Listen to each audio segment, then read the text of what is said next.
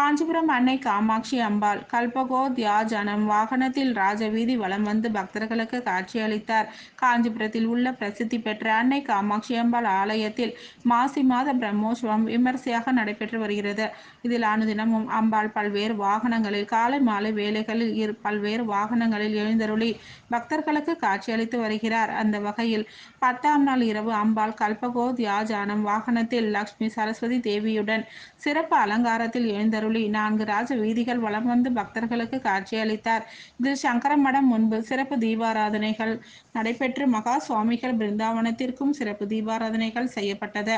இதில் ஆலி ஸ்ரீகாரியம் சுந்தரேச ஐயர், மணியக்காரர் சூரி மற்றும் ஆலி ஸ்தானிகர்கள், பக்தர்கள் என பலர் கலந்து கொண்டனர். இதில் சங்கரமடம் முன் ஸ்ரீ காஞ்சி காமாட்சி சங்கரமட வரவேற்பு குழு சார்பில் ஒருங்கிணைப்பாளர் ஜீவானந்தம் தலைமையில் அன்னதானம் வழங்கப்பட்டது.